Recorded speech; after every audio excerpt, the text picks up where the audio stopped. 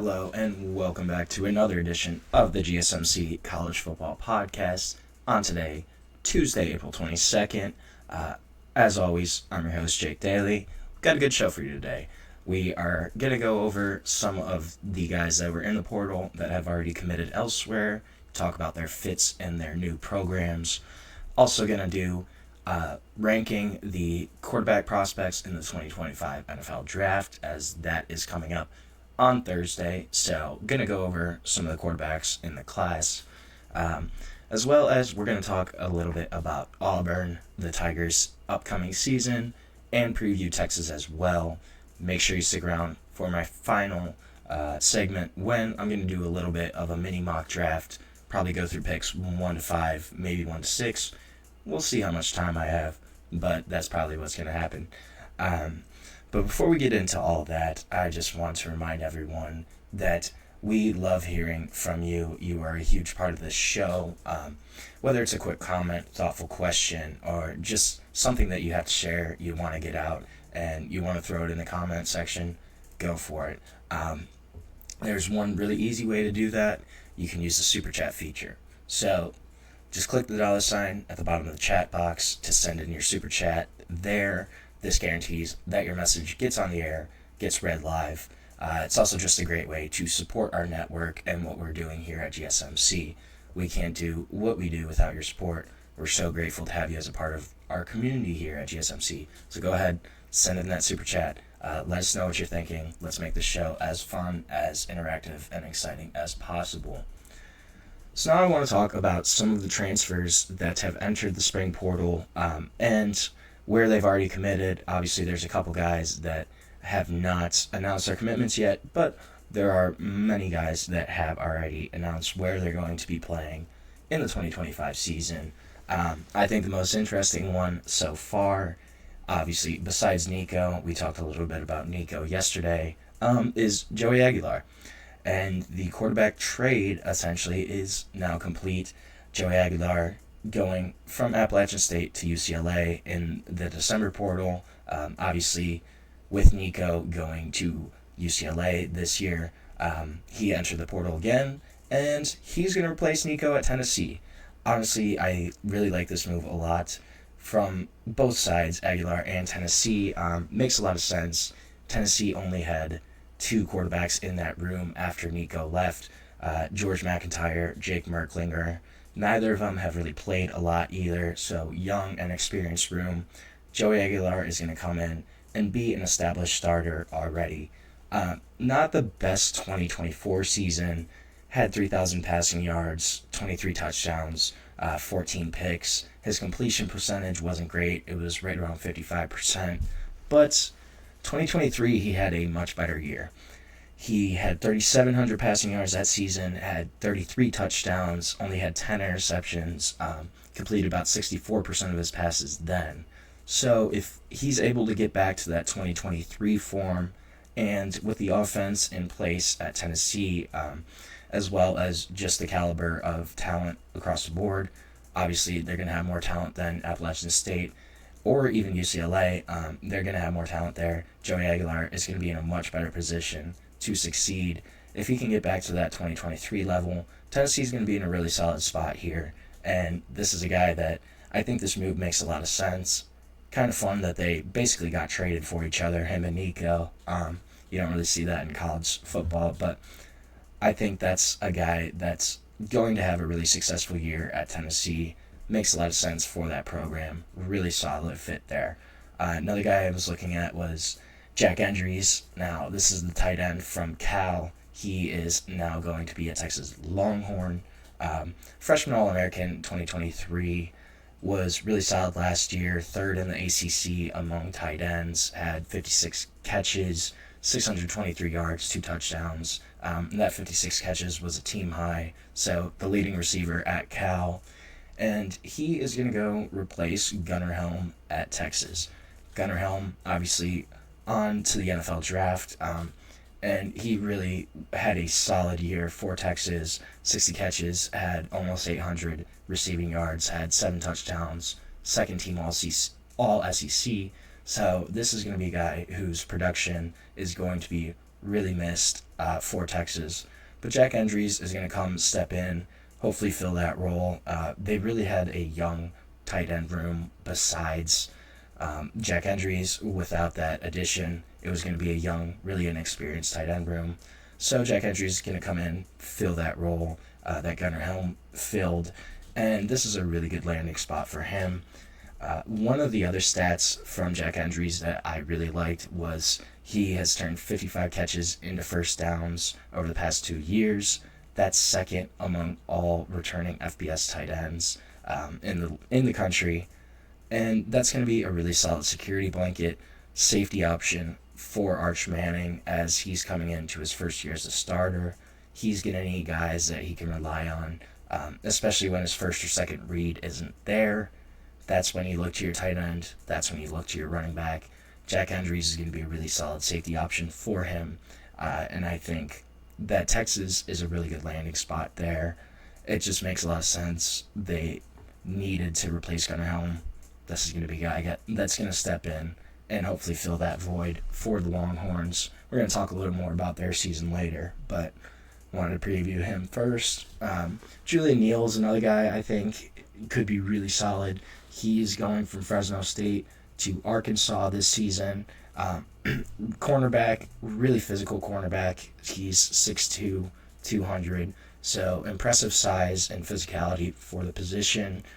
Good instincts, pretty productive player at Fresno State. Only allowed 12 catches last year on 33 targets. Had 2 interceptions, 6 pass breakups as well, and 5 tackles for loss, which is a pretty solid stat for a cornerback, I think. The one thing he's going to need to do is prove that he can hang with smaller, quicker, more explosive receivers. Obviously, he's going to be stepping up in competition in terms of going from Fresno State to now the SEC with Arkansas, and that's going to be a big thing here is can he compete with those quicker wide receivers that he probably didn't really see as much of at Fresno State. This is going to be another pretty solid fit, I think. Arkansas had their cornerback room, secondaries kind of in shambles right now. Last season, they were dead last in the SEC in pass defense, so they need all the help they can get. This is a room that is pretty much wide open right now.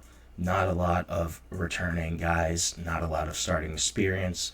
So Julian Neal should be able to come step in, take over either one of the outside spots, possibly nickel, but he's going to be playing at some point. Arkansas really hasn't brought in anybody else. They brought in Jordan Young from Cincinnati in the December portal, but he's now hurt right now, so that's another guy that's kind of experienced that should be playing for Arkansas, but at least right now is not available. And that's where Julian Neal can come in, pretty much play right away. He's a proven veteran. He can take over either an outside spot or the slot, possibly even safety. But this is a defense that needs improvement across the board in pass defense. So should be pretty easy to find a role for him, I think, in Arkansas in that secondary. It's going to be a guy to watch out for. Quarterback-wise, another guy is Gio Lopez. So I already talked a little bit about Gio Lopez last week, but South Alabama quarterback going to Chapel Hill to team up with Bill Belichick. This is a pretty solid fit. This is one that was kind of projected right from the start as soon as Gio Lopez entered the transfer portal. This had kind of been the landing spot that they thought where it would make the most sense, and pretty much right away it kind of happened. A day or two later, he announced that he was in fact going to go to play for North Carolina. They really needed a quarterback bad. Max Johnson was pretty much their only returning quarterback with any kind of experience, yet he broke his leg last year. A guy that's had multiple season-ending injuries in his college football career. So not a guy you can really rely on to play the whole season, be healthy the entire season, be available, that kind of thing. And besides that, they only had Bryce Baker, incoming freshman, and they had another quarterback. I believe his first name was Max as well. Last name is Brown or Ryan, one of the two. I don't know. I can't remember the first name at this point, but he's in the portal right now anyways. So UNC, they really needed a starting quarterback, and this is going to give them one of the better, younger, rising kind of group of 5 quarterbacks. A little reminiscent of Dylan Gabriel in his play style. Just really crafty quarterback, savvy. I think he kind of plays quarterback like a point guard, just in terms of his distribution, how he kind of gets the ball around, spreads it around, his awareness. And he's very rhythmic guy. When he's in rhythm, he's going to be one of the better passers that you have watched. But if he kind of gets off kilter, off rhythm a little bit, that's where he kind of struggles. That's going to be the big thing for Gio Lopez, is just staying on track, staying on schedule, and just kind of letting everything flow. We're going to see, though, kind of how this shakes out. UNC, they've had a bunch of guys enter the portal. Didn't really have a strong year last year. But this could be a place where Gio Lopez maybe elevates their level of play a little bit. Possibly they win a couple more games than people are expecting. I don't think they're going to have a great year this year, personally, but that's kind of my opinion. I don't know. I think year 2 might be more of Belichick's time to shine compared to this year. But one last guy that I'm looking at, too, is Damari Thomas. He was a Vanderbilt D-tackle. Just announced that he's transferring to Oklahoma State, going to go play for Mike Gundy in Stillwater. And this is a guy that's definitely going to get playing time for the Cowboys this season. Started all 13 games at Vanderbilt last year. Played in 10 games as a true freshman in 2023. And this is also kind of a homecoming for him. He's from Oklahoma, originally from Tulsa. So coming back into the state, going to play for Oklahoma State. Then this was a team that needs a ton of help across the board. Oklahoma State has brought in like 30 transfers this year.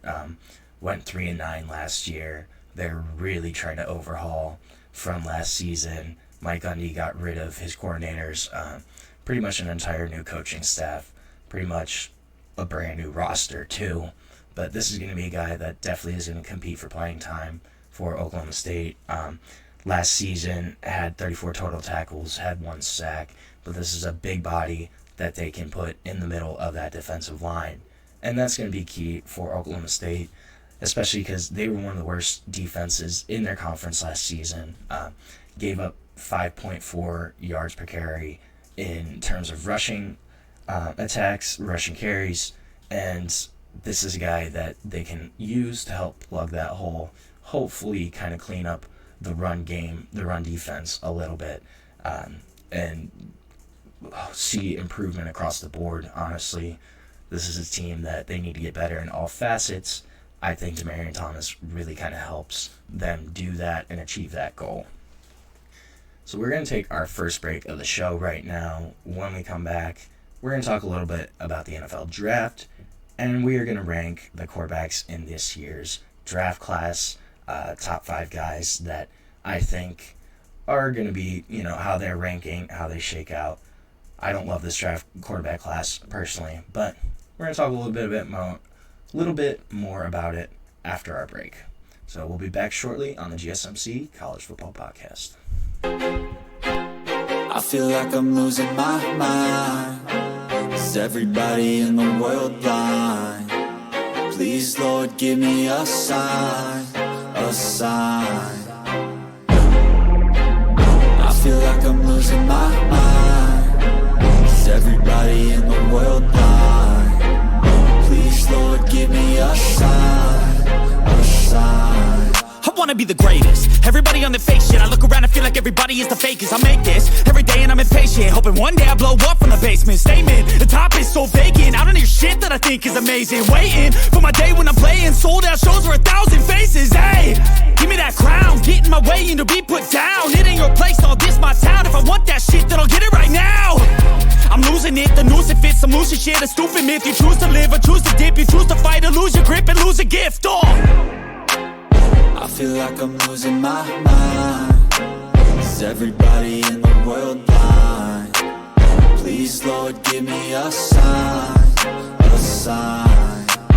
I feel like I'm losing my mind. Is everybody in the world blind? Welcome back to the GSMC College Football Podcast on this Tuesday, April 22nd, a couple days before draft day, going to be on Thursday. So we're going to talk a little bit about the quarterbacks in this year's class, but before I do that, I just want to remind everyone that we'd love hearing from you during the show. If you've got a quick comment, thoughtful insight, or just a question, anything that you want to get out, want to share, we would love to hear it. This show is all about you, and we want to make it as exciting, as interactive as possible. One way to ensure that you're on the show is to use the Super Chat feature. Just go and click the $sign at the bottom of the chat box to ensure that your Super Chat gets in and gets on the air. This is just a great way to support our channel. We use all the support. We love having you as a part of our community here at GSMC. We're so grateful for all of it. If Super Chat is not your thing, you can also go to GSMCsport.net to tip, donate, or leave a comment or question there. We're so grateful for all y'all, and we love you and your support here at GSMC. Now, today is Tuesday. We got 2 days until draft day, and I want to talk a little bit about the quarterbacks in this year's class. Personally, I am really not a fan of this year's quarterback class. I think that these guys probably, I don't know if there's any guys that are going to be full-time starters at a high level. I think there's a couple guys that could be decent to, middle upper kind of starters. But this is not a class I'm really high on. I think the number one quarterback, though, I think for sure is going to be Cam Ward. Obviously, transferred, went to Incarnate Word originally, FCS level, went to Washington State, had a really solid year there, went to Miami this past season, played really well. This is a guy I think has the most capability of being a successful NFL quarterback. I think the one word that I use always for Cam Ward is nonchalant. I've never really seen a guy kind of operate in the pocket like Cam Ward does. Never really seems to be fazed by pressure, doesn't let defenders in his face affect him. I think it's really interesting to see because there's no kind of immediacy to him. He doesn't really seem to be rushed at any time. That's the trait that I think Cam Ward probably is the best at. It's his most unique trait to me. I've never really seen a guy kind of operate in the pocket like he does. He just kind of saunters around, la-da-da-da-da, like every day. It's just kind of the same thing. That's how Cam Ward, it seems to me like he operates out of the pocket. And I think that's a good thing just in terms of being able to handle pressure, guys in your face, different blitz packages that are going to come his way in the NFL. That's a really good thing. However, there's also kind of a downside to that. It seems that a lot of times, when he is kind of that nonchalant, he forces passes that I don't think he should be throwing. He's a supremely confident passer. He thinks he can fit the ball into any window, and he can for the most part. He really has good arm strength, ability to fit balls in tight windows. But is it going to bite him in the butt in the pros, kind of if he still carries that nonchalantness and kind of forces balls sometimes, will that bite him? I think it really could. I don't know. We'll see. Tennessee, it looks like Cam's probably going to go to Tennessee. I think that's a solid fit for him. But, there's still not a ton of weapons there.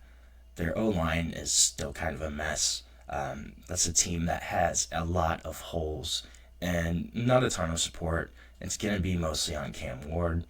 Will he be able to carry that slack? We're going to find out.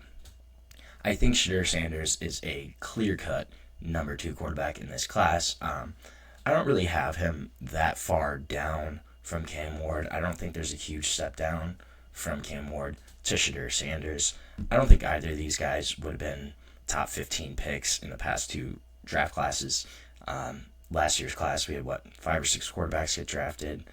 I think Cam, at best, would probably be the 5th or 6th quarterback in that draft class.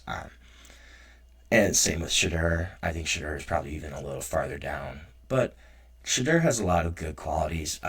Dealt with one of the worst offensive lines in the country, easily.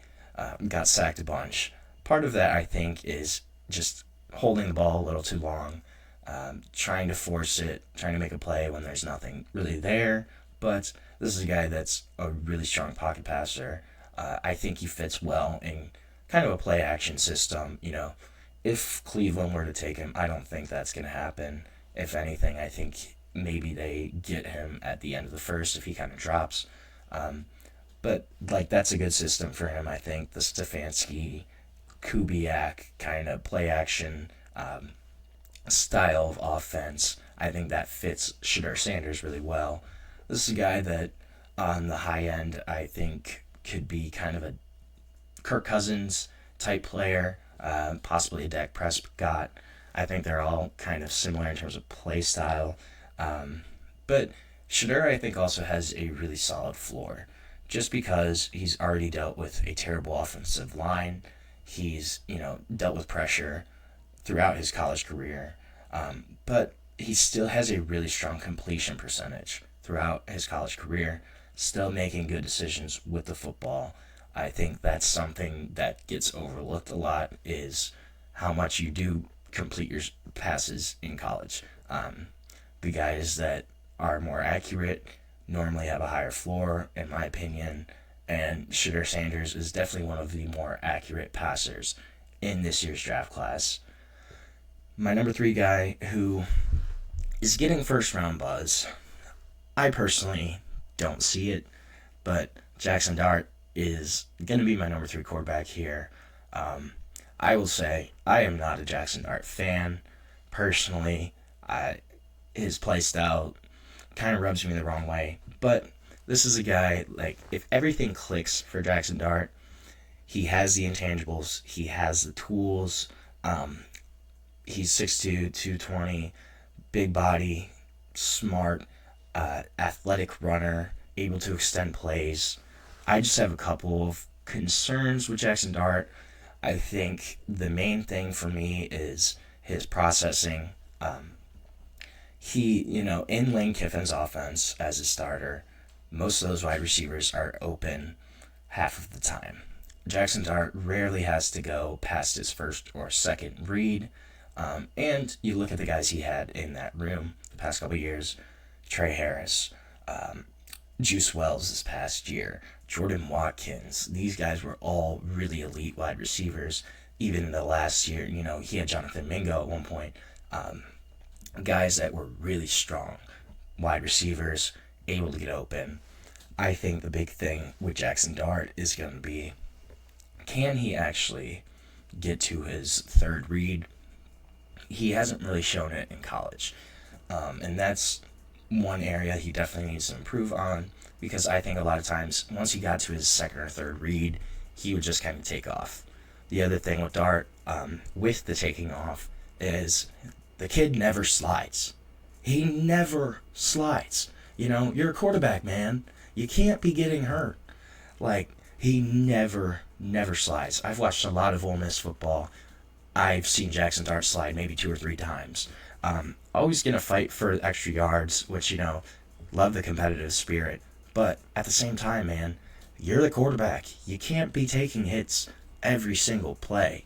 Jaxson Dart has taken some major hits throughout his college career.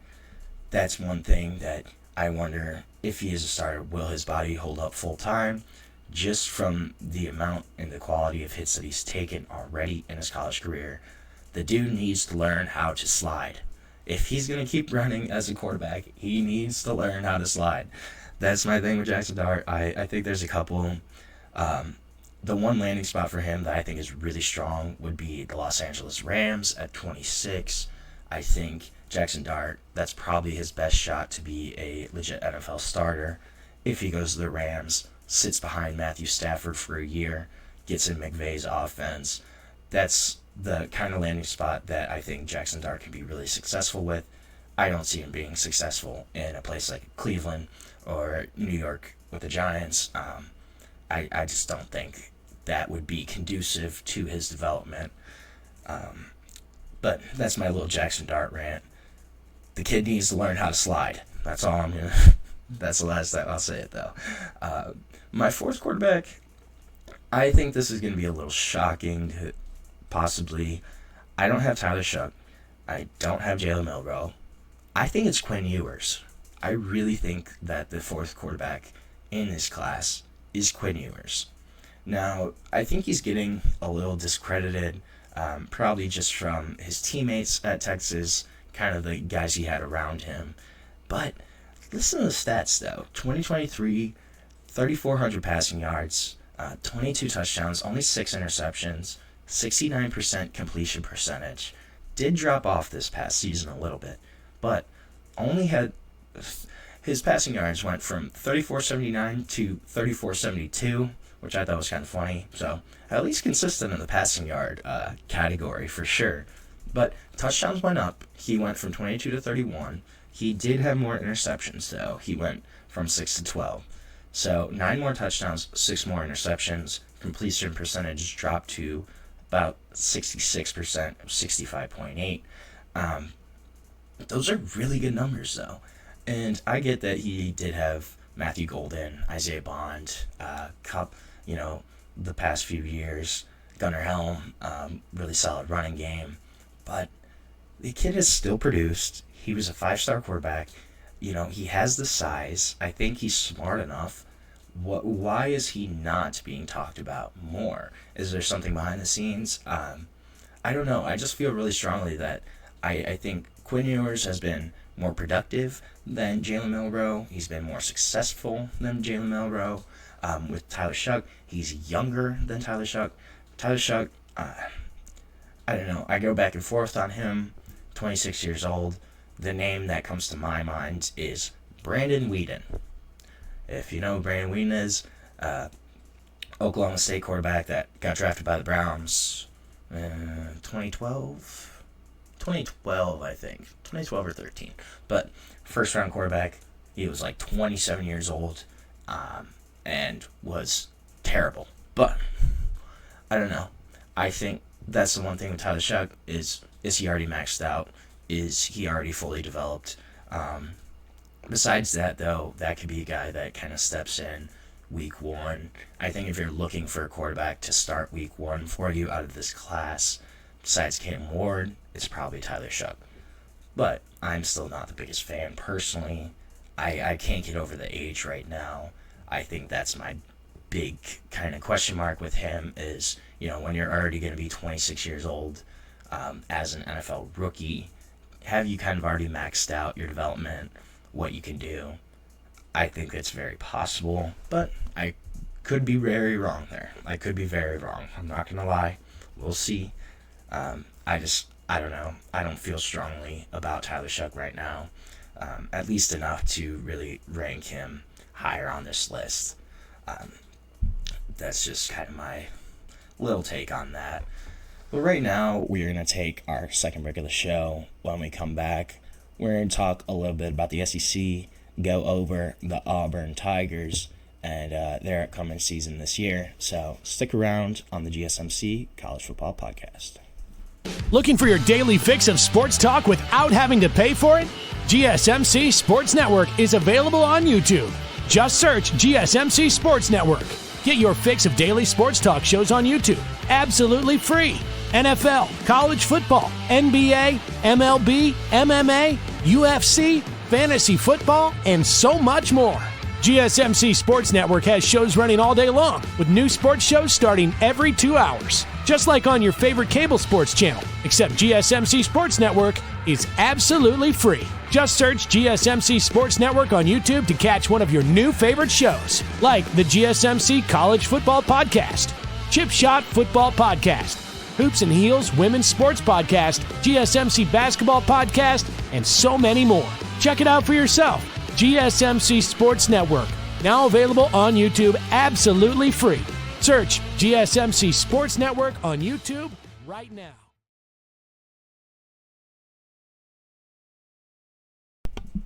Welcome back to the GSMC College Football Podcast. Just talked a little bit about the quarterbacks in this upcoming draft. We're going to switch gears, talk a little bit about Auburn and their upcoming season.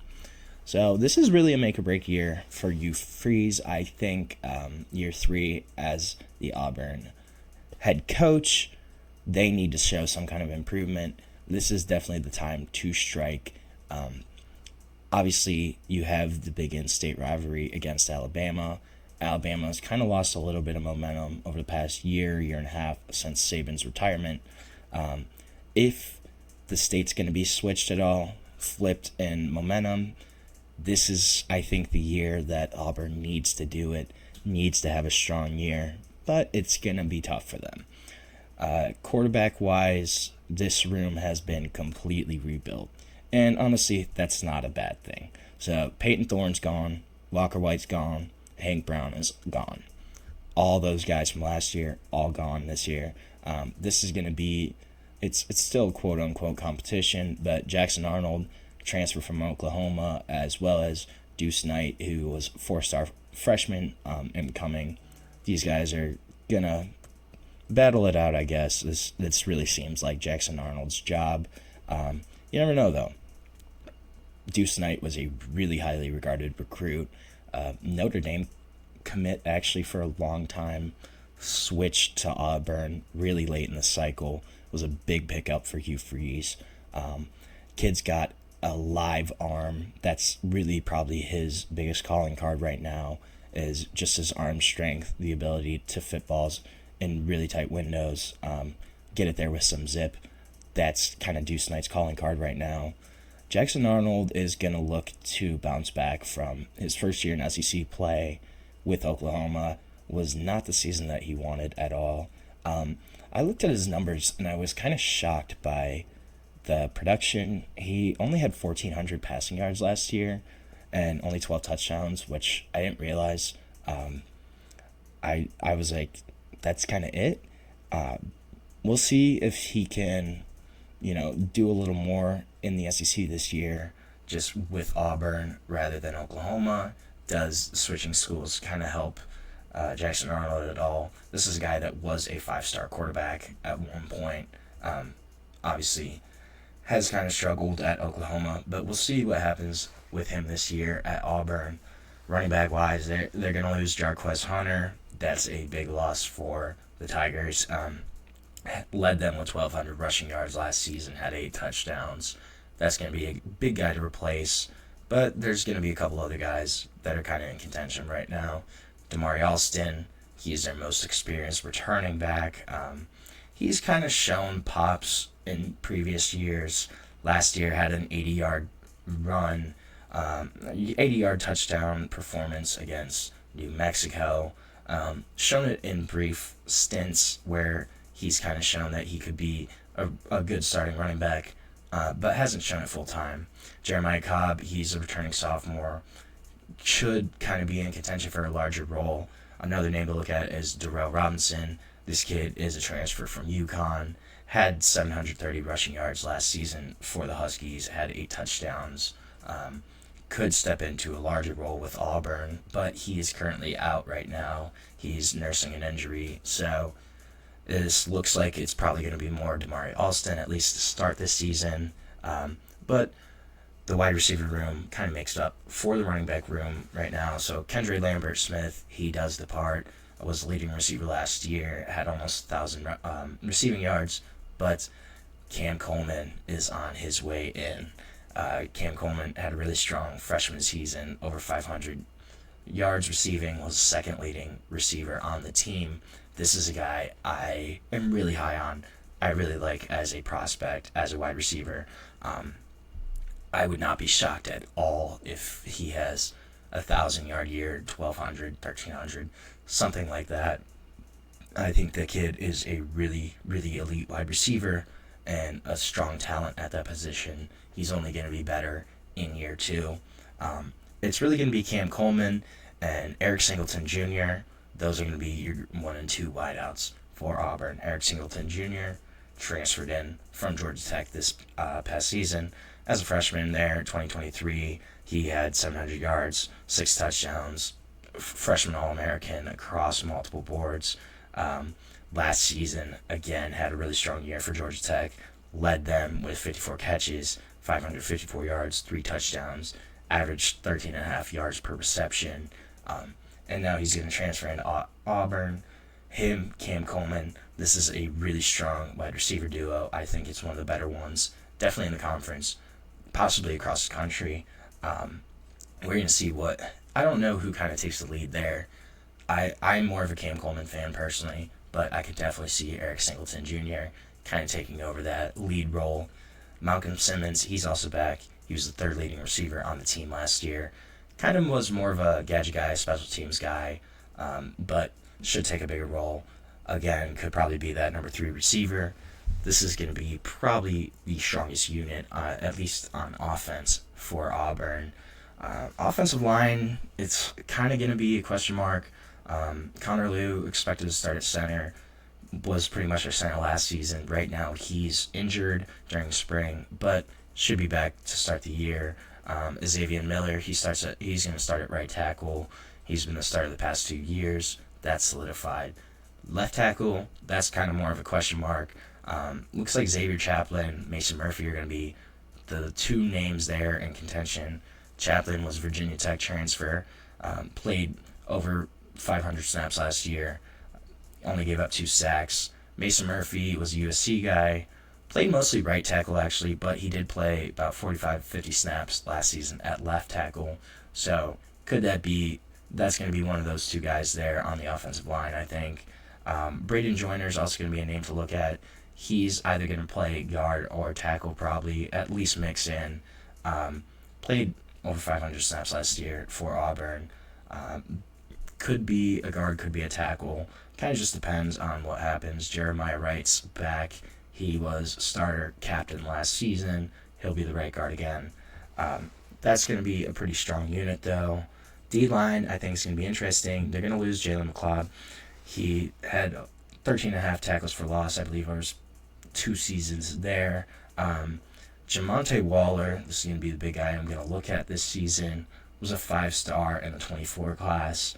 Incredibly talented, but he got hurt in October this past year, season-ending injury, so only played a little bit at the start of the season, but a guy that has all the talent in the world and should be one of the main guys in there. They call it the buck position, kind of one of their D-ends, hybrid roles, but it's a pass rushing role. Jamonte Waller could be there. Chris Murray, I think, is another guy that could factor in. He was a transfer from Sam Houston State, had 38 tackles, 5.5 sacks, 2 forced fumbles last season. So probably going to be another guy that they take over as the starters this year. Linebacker-wise, this is going to be a decent unit. They are losing a couple guys, Dorian Mousey, Eugene Asante, a couple guys that played a lot for Auburn last year. Robert Woodyard Jr., he's really the only veteran, I guess, in this unit. Only upperclassman, actually, in the linebacker unit, which I thought was really interesting. But he played in 10 games last year, had 17 tackles, didn't start, but should kind of step into one of those starting roles. The guy that's going to be the leader, though, is DeMarcus Riddick. He has the most on-field experience, actually, despite only being a true sophomore. Played in all 12 games last year, had 2 starts, had 27 tackles, 5 tackles for loss, also had 3 sacks as a linebacker. This is going to be a guy that should be the most productive linebacker in the unit. On-field leader, at least in terms of experience, only as a sophomore, which is kind of crazy. But those are going to be your main 2 guys, it looks like, in that linebacker unit. Secondary, safety, kind of question mark. They're going to lose Colby Wooden, going to lose Jaron Thompson, but Caleb Harris should kind of be that main guy. Again, another true sophomore. They had a really strong 24 recruiting class. A lot of these guys are stepping into bigger roles this season. Caleb Harris, though, he's going to be another one. got a lot of playing time last season as a true freshman, will be in line for an even bigger role this upcoming year. Auburn's got a tough schedule, though. September 20th, they go to Oklahoma. I think they win that game, but I just circled it for Jackson Arnold homecoming, how he's going to play, being back at Oklahoma. I think is going to be an interesting storyline there. I think they do win that game, though.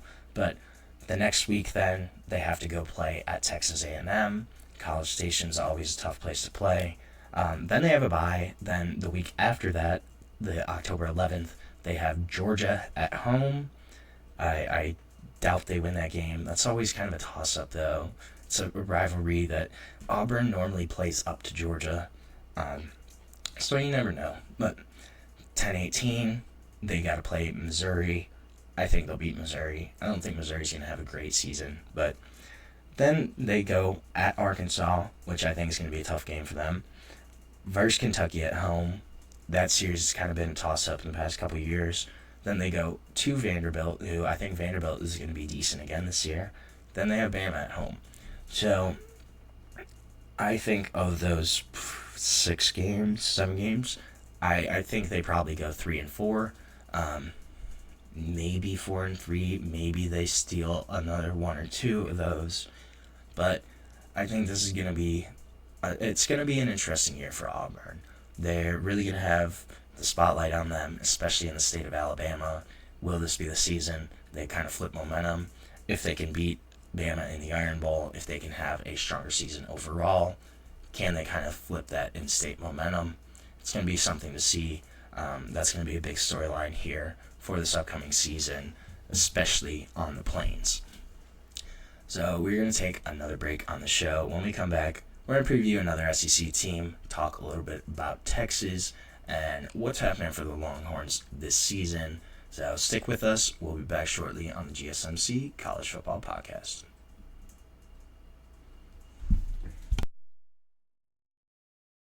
For the best and latest podcasts available anywhere, go to the podcast app on your cell phone and type in GSMC to access free content-rich podcasts on health and wellness, book reviews, sports, entertainment, relationships, social media, movies, technology, finance, and even weird news. Subscribe and download the GSMC Podcast Network's family of shows, available everywhere podcasts are found.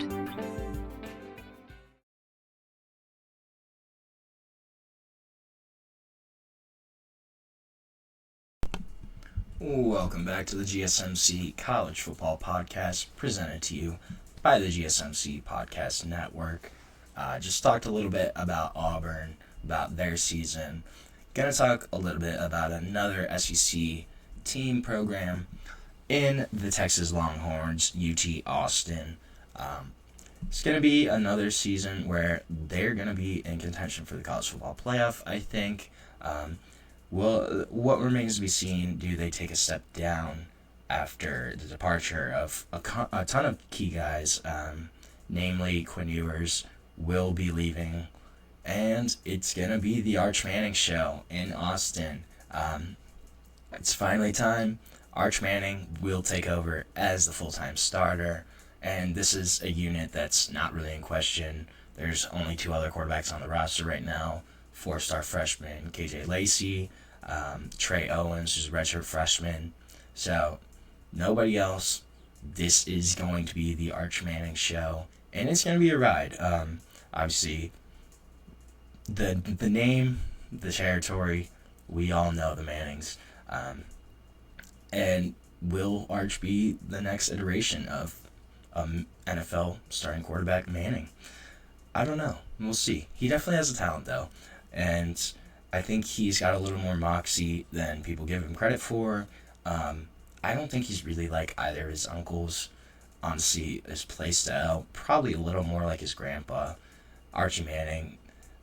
And he was kind of a scrambler, but Arch Manning, I think, is a little more mobile, a little more athletic than both of his uncles. Obviously, the Mannings were not known for being world-class athletes, but I think their nephew got a little bit more of that trait. It'll be interesting to see what he can do, especially He's going to lose some weapons around him. Running back, though, they do return C.J. Baxter. So he was out the entire 2024 season, had a knee injury, but he's going to come back, and this is going to be a big back for Texas. He's 6'1", 220. He's at least 2 inches taller and at least 15 pounds heavier than every other running back on the Texas roster. So gives them a little bit of a different body type, different play style. This is a bruising running back. And he's going to be back. He's going to pair, though, with Quintravion Wisner, who was also returning. Had over 1,100 rushing yards last season. That's going to be a big duo in the backfield for Texas. One of their stronger units, I think. Jared Gibson, he's also back. He had 350 rushing yards last season as a freshman. So they really have 3 backs that I think could play a lot and could be really productive for them. This is probably going to be a room that rotates. Going to be a little more running back by committee. Unless one of these guys kind of really takes over the show in the first couple weeks. I don't really see that happening. I think they'll probably rotate a little more. But still going to be a really fun unit. And I'm excited to see C.J. Baxter back just because I like big running backs. I think they're fun to watch. It's more fun to see somebody run someone over than it is to kind of see them sidestep people. I don't know. That's my little thought. Wide receiver, though, this is going to be a room that's going to be remade. Matthew Golden departs, as well as Isaiah Bond. They're both gone to the NFL. Isaiah Bond, with his 4.2 40, 4.4 whatever he ran. But still a really good talent, though, at wide receiver. Ryan Wingo, he's probably going to be the main guy. He returns. He was the number 3 wideout last year as a true freshman. And this is a really talented kid. 6'2", 210, really smooth operator. Had 29 catches last year, almost 500 receiving yards, couple touchdowns. So is going to be a guy that's going to step into a much more prominent role. DeAndre Moore, he's another guy I'm looking at. He was right behind Ryan Wingo, actually. Had 450 yards last year, had 39 catches, 7 touchdowns. So I think he's another guy that's going to mix in for time there. Jamie French, he was an incoming guy. I think he's going to be in contention for playing time too. He was a really high 4-star. Some people had him as a 5-star wide receiver, but a really talented player. Somebody that I think could get playing time early on. And then Emmett Mosley V is another kid I'm looking at. He is a transfer coming in from Stanford. Had a really strong season last year as a true freshman at Stanford. Still has 3 years of eligibility. This is a kid that can grow and develop in the Texas program, and he could possibly be that number 3 receiver. Had a lot of production last year, actually, as a freshman. We'll see kind of what happens with him.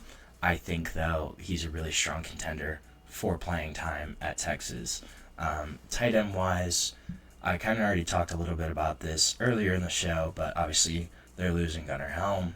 The big name here is going to be Jack Endries. How he takes over that role, will he be able to replace that production of Gunnar Helm and give Archside safety blanket that little target just when you can dump off? Will Jack Endries be that guy?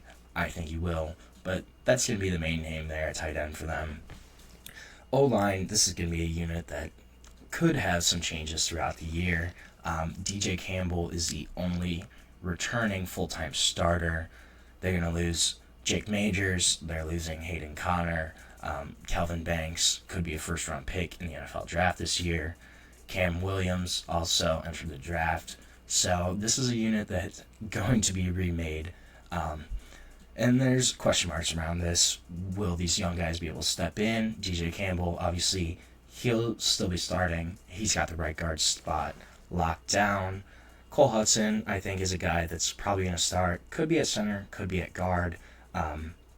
That's going to kind of depend on just some of the other guys that, like Connor Robertson, he's a center. Depending on what they do with him, if he starts, I think Cole Hudson could bump to guard. Neto Umeozulu, Wow. I am really rough with names right now. But he's a redshirt junior, shows a lot of promise, could be a starting guy, just depending on what happens with Cole Hudson. Trevor Gooseby, probably going to be a starting tackle. They're going to have to replace both tackles. But this is going to be a unit that's going to be a question mark until Texas kind of figures it out. Probably throughout the season, we're going to be hearing about the O-line and kind of how they're replacing those guys.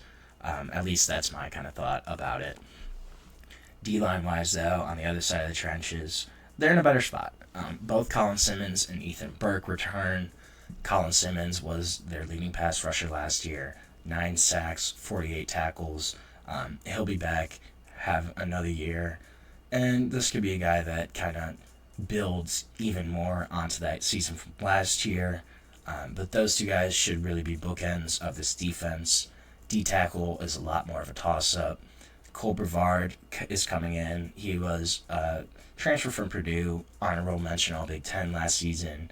Hiro Kanu, transferring from Ohio State. Didn't really play a lot at Ohio State. But those two guys are transferring in. Could be in the mix there. Alex January also returns.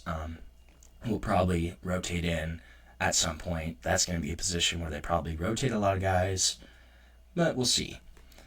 Linebacker-wise, Anthony Hill Jr. is back. And that is a really, really big win for Texas. 113 total tackles, 59 solo tackles, 8 sacks, 1 interception, 4 forced fumbles, and 1 fumble recovery. That is an insane stat line. Absolutely crazy stat line. Yeah, I mean, I looked at it the first time and I was like, really? Really? 113 total tackles, and you had 8 sacks, and he forced 4 fumbles, and had an interception? It's unbelievable. So, but Anthony Hill is going to be the main guy there. Obviously, has a ton of range, has a lot of versatility, able to rush the passer, able to cover, able to make tackles, finish tackles. That's going to be their main guy at Texas. Trey Moore is going to be interesting. He's going to transition to the weak side linebacker spot after being more of an edge rusher. He was a former AAC Player of the Year at UT San Antonio. This is a guy that has a lot of pass rushing juice. Question mark is how well will he transition to kind of a more off-ball linebacker role, more playing in open space, playing in coverage. That's going to be the question mark with Trey Moore. I think it would be interesting to look at. Secondary-wise, Malik Muhammad is the headliner for me. I think he's one of the top cornerbacks in the country. There's going to be a lot of eyes on him this year, especially after the departure of Jahdae Barron. This is going to be Malik Muhammad's unit. It's his cornerback 1 spots to lock down. Jalen Gilbo, he's also going to play at some point, probably play more of a hybrid role. Could play safety, could play corner. Then there's a couple other guys, Jelani McDonald, Michael Tafe, Gordon Johnson-Rubel. They're all probably going to mix in for playing time there. It's going to be interesting to see who locks down that spot opposite of Malik Muhammad, but at least that 1 corner spot is locked down for sure. Schedule-wise for Texas, obviously week 1 against Ohio State at Ohio State. I think it's going to be a really interesting matchup. I'm not sure who honestly pulls that one out. I think it's going to come down to quarterback play. They're going to have 2 new starters on both sides of the ball for Texas and Ohio State. It's going to be interesting. I think it's going to come down to who plays better between Arch Manning and most likely Julian Sand, possibly Lincoln Keenholz. But besides that, I really don't think there's a lot of teams on this year's schedule that are going to give Texas a scare. One game I circled was October 4th. They have to go play at Florida in the Swamp. I think that's a possible trap game, depending on what's going on with DJ Lagway, how Florida's playing. I think they're a much better team program than people realize. That's going to be a game that I think could be a trap for Texas. And then, you have the big one November 15th, they have to go to Athens, play in Sanford Stadium against the Georgia Bulldogs.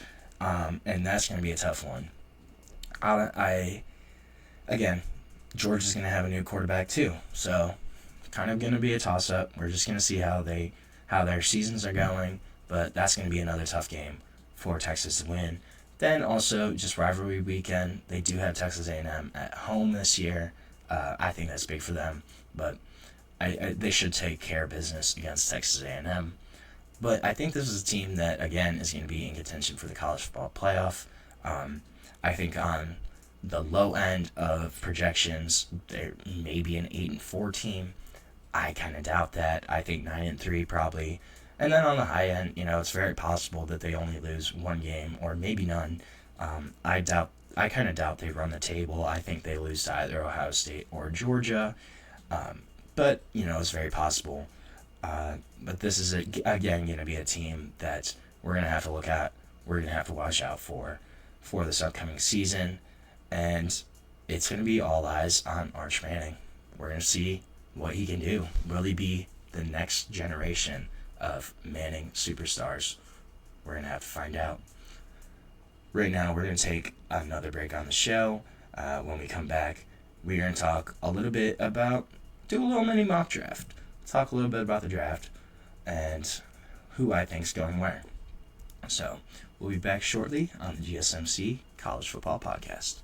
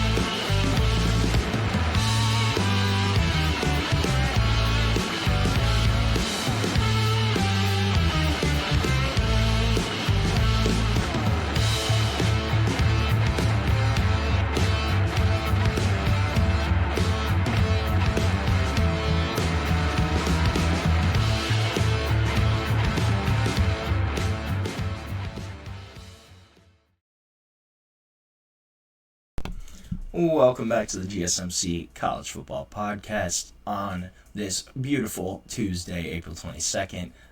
Only 2 days away from draft day. It's draft eve, I guess. But so, we're going to talk a little bit about the draft. We're going to do a little mini mock draft. Let's talk about the first 5 or 6 picks and kind of who I think is going to go where. So, on the clock, Tennessee Titans have the first overall pick. And this one, I think it's lock. I would be highly surprised if anybody other than Miami quarterback Cam Ward goes number 1. This is just too big of a need for Tennessee.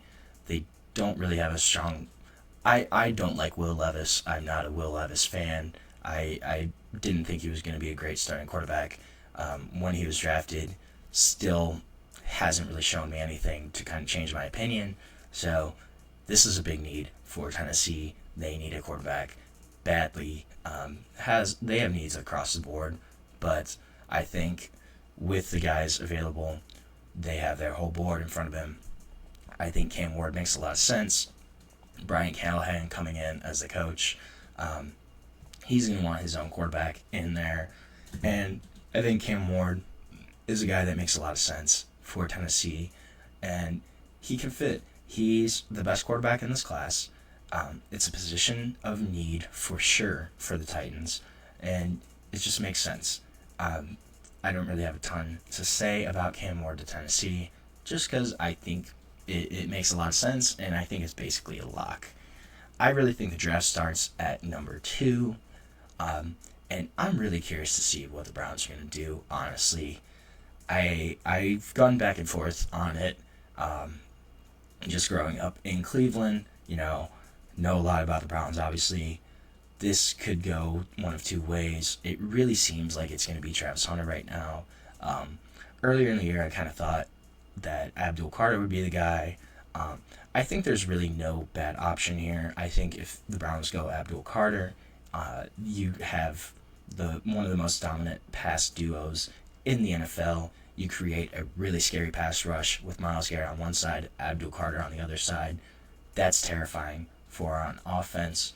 But I think Travis Hunter fits better overall. You have a dire need for playmakers at the wide receiver position. Jerry Jeudy had a breakout season this past year, but besides that, there's not a whole lot there. Cedric Tillman has kind of shown flashes here and there. They need a guy, though, that's an electric playmaker, and that's what Travis Hunter is. I think you draft him at 2 for the Browns, you slot him in at wide receiver, and then you go, hey, we'll give you 20, 25 plays on defense at cornerback. It's a guy you scheme in. You have him play on third downs, on big downs where you need to stop momentum, shifting plays, drives. That's when you throw Travis Hunter in. You have him play cornerback. And this is a decent quarterback room for the Browns anyways. You know, Denzel Ward, I go back and forth on my opinion of Denzel Ward.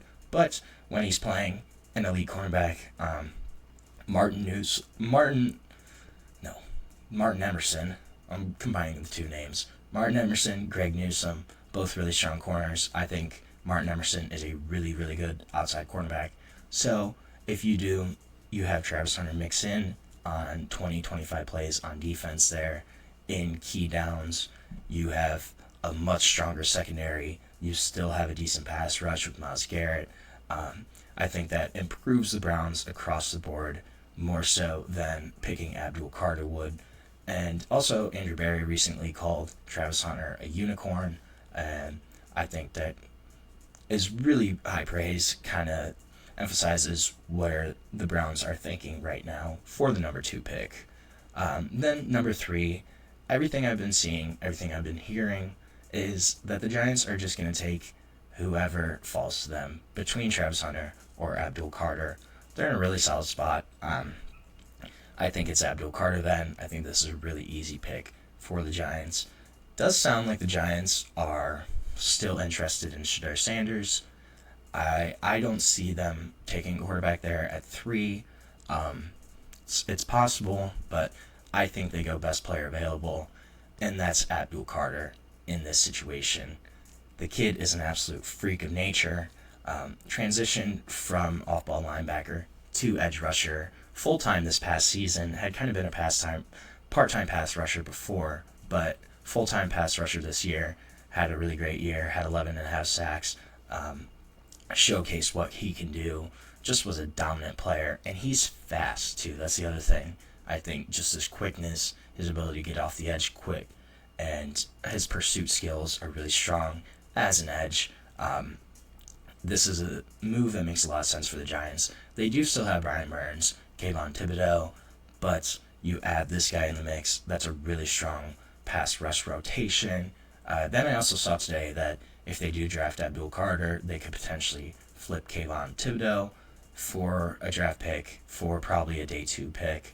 I could totally see that move too from the Giants, but I think Abdul Carter makes a lot of sense here as the number 3 pick for the New York Football Giants. At 4, the Patriots are a really interesting team. I think they have needs across the board, obviously. Wide receiver is a big need for them, but I don't see anybody that's that highly rated right now to be able to be the number 4 pick as a wide receiver. I don't think Ted McMillan is that highly regarded across the league. I think this is probably an O-line pick. Just knowing Mike Vrabel, knowing how he wants to build out the trenches, build his team from there, I think this is a place where you see probably an offensive lineman. I have Will Campbell from LSU going here. Still debated on where Will Campbell will end up in the NFL. Will he play tackle? Will he play guard? I think he has the capability to play tackle. Played there for all 3 seasons at left tackle for LSU. And this is a spot that makes a lot of sense. I think Will Campbell, just in particular, will fit them. Really physical, tenacity, driven player. Makes a lot of sense for New England, for what Mike Vrabel is trying to build there. One potential option I'm looking at is, could they maybe look at Ashton Jeanty? It's possible. I think they don't really have a running back. I could see them trying to build their offense through a strong run game, put a little less pressure off Drake May. Makes a lot of sense to me. I don't know. I think that could be a potential option. Obviously, Mike Vrabel had Derrick Henry in Tennessee for, their periods of sustained success, relied on that running game. Could he try to build something similar for the New England Patriots? I think that's going to be an interesting question to look at. Then at 5, I think Jacksonville, Mason Graham, D-tackle from Michigan. This makes a lot of sense. They were either last or second to last in run defense this past year. I have to double check that. But a team that really needs defensive help.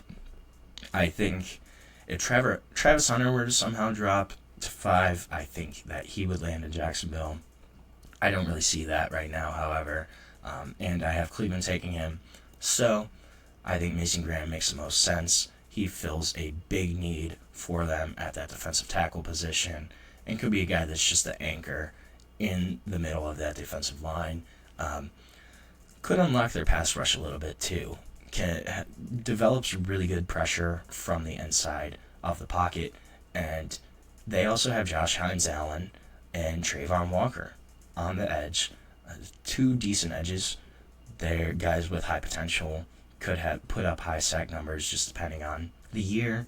And I think Mason Graham, just coming in from that nose tackle position, that D-tackle position, makes a lot of sense as a guy to kind of help fill that Jacksonville defense, plug a big hole in the middle right there for the Jaguars. I think it's a move that makes a lot of sense. I think it's something that we'll probably see on Thursday.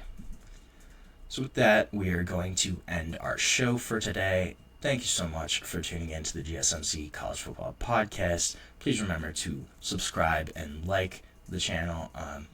And if you want, you can go to Facebook, Instagram, TikTok, Twitter for more sports updates, more content that you love. Thank you so much, and have a great day.